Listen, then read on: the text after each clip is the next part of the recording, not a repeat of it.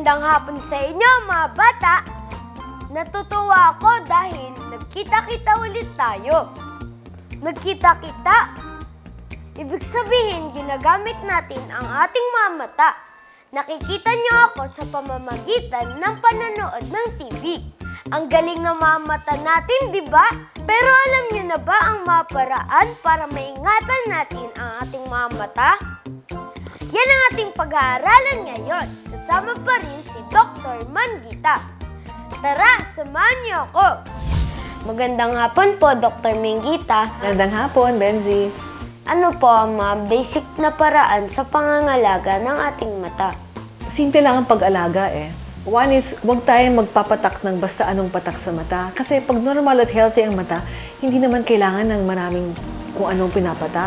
Ang ating luha ay parang pinaka-healthy na eye drop na maaari nating ilagay sa ating mga mata and pinoprotektahan niya ang ating mata all the time. Meron tayong tears continuously being produced. Second is kumain ng tama, kumain ng green leafy vegetables, tapos yung mga carrots, kalabasa, okay yon. Tapos take vitamin A, well-balanced diet. No? Huwag magka-abuso sa computer. You rest every hour, close your eyes, blink often, dapat kurap-kurap, no, often. Tapos, huwag mag-share ng contact lens. Kasi, may nakikita ko yung mga bata, nag-share sila ng mga contact lens, mga colored contact lens. Nag-share pa sila sa mga kaibigan nila.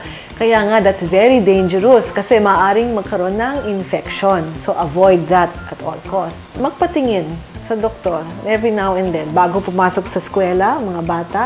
Then later on, kung wala namang problema, maybe at graduation.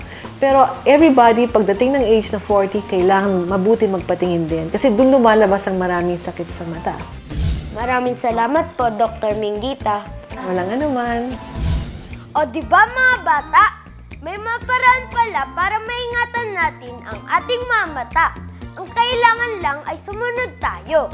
At sa pamamagitan din ng pagsunod ay nakakagawa na tayo ng mabuti. Ito ang bagay na hindi dapat natin kapaguran. Gaya na sinasabi sa 2 Tesalonica 3:13.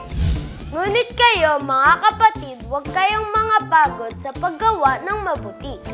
Sana ay marami kayong natutunan sa ating pag-aaral ngayong buong linggo. Tandaan mga bata, ingatan palagi ang ating mga sarili. Hanggang sa muli, dito lang sa Benzi Viva!